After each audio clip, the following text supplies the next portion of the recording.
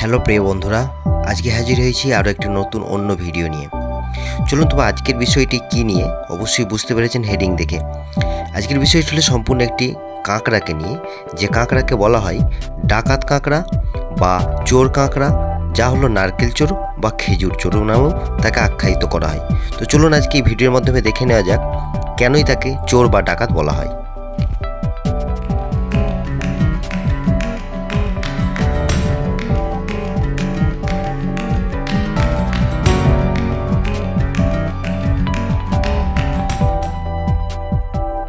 চলুন বন্ধুরা ফিরে আসি মূল বিষয়বস্তুতে।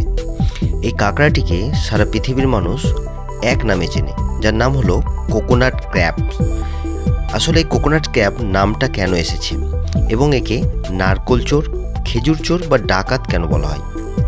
আসলে সে হলো পৃথিবীর সবচেয়ে বড় স্থলচর অর্থোপড। এই দানবীয় কাঁকড়াটি দেখতে কেমন জানেন? কল্পনা করুন তো একটু।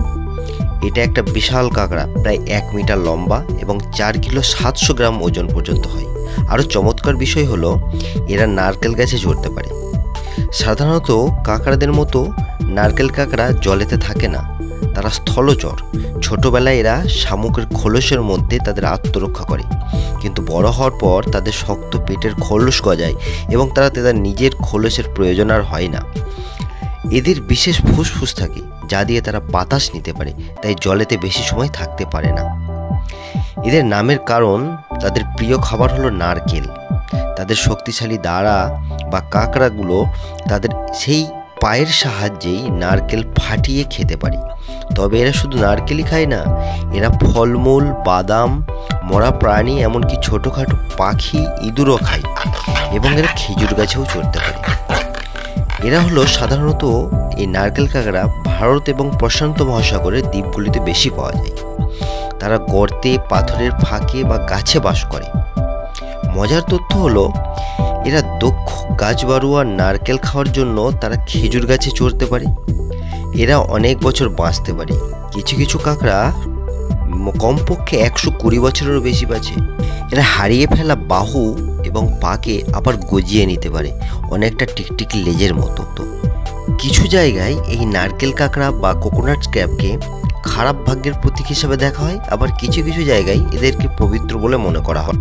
এই কাঁকড়া এরা তীক্ষ্ণ পা ও শক্তিশালী বাহুর সাহায্যে সহজেই নারকেল গাছে চড়তে পারে, এমনকি খাড়া গাছের গুড়ি ধরেও তারা উপরে উঠতে পারে। নারকেল ফাটিয়ে খাওয়ার প্রসেসটা কেমন জানেন? গাছে ওঠার পর এরা নারকেলের খোলসের ফাঁকে তাদের তীক্ষ্ণ বাহু ঢুকিয়ে সেটিকে খুলে ফেলে। কখনো কখনো তারা পাথরের নারকেল ঘষে ঘষেও খোলস ফাটায়। এরা শুধু যে নারকেলই খায় সেটি নয়, এর সঙ্গে তারা ফলমূল, বাদাম খায়, সঙ্গে ছোটোখাটো যত প্রাণী আছে তাদেরকেও শিকার করে এবং ছোট কাঁকড়া গর্ত থেকে বার করে এবং ইঁদুরকেও বার করে তারা শিকার করে। এই ডাকাত কাঁকড়াদের জীবনচক্র একটু অন্য ধরনের। যেমন অন্যান্য পশু বা অন্যান্য প্রাণীদের ক্ষেত্রে পুরুষ এবং নারী উভয়কেই ছোট থেকে আলাদাভাবে চেনা যায়, কিন্তু এই ডাকাত কাঁকড়াদের ক্ষেত্রে পুরুষ কাঁকড়া ছোটবেলায় নারীর কাঁকড়ার মতনই দেখতে হয়। বড় হওয়ার পর তাদের বাহু মোটা হয়ে যায় এবং ঝাঁকুনি দিয়ে শব্দ করে। আর নারী কাঁকড়ারা একবারে 50,000 পর্যন্ত ডিম পারে। এই ডিমগুলো সে সমুদ্রে ছেড়ে দেয়। ডিম ফুটে বের হয় জলজ লার্ভা। এই লার্ভা কয়েক সপ্তাহ সমুদ্রে ভেসে বেড়ায়। কিছুদিন পর লার্ভাগুলো স্থলচরে পরিণত হয় এবং ঝোপঝাড়ে আত্মগোপন করে থাকে। তারপর বড় হওয়ার পরে সাগরে গিয়ে প্রজনন করে। এই নারকেল কাঁকড়া শুধুই যে আশ্চর্যজনক তাই নয়, এই নারকেল কাঁকড়ার বেশ কিছু উপকারও আছে যেটা মানব জীবনে প্রভাব ফেলে।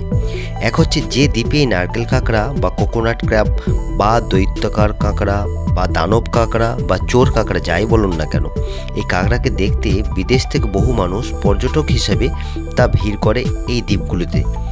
দ্বিতীয়ত, একে খাদ্য হিসেবেও পাওয়া যায়। হলো এরা পরিবেশকে রক্ষা করে।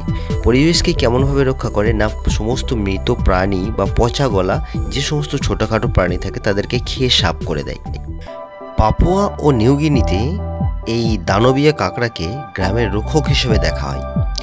তারা বিশ্বাস করে যে এই দানবীয় ডাকাত কাঁকড়া গ্রামে আসলে শুভ ফল হয়।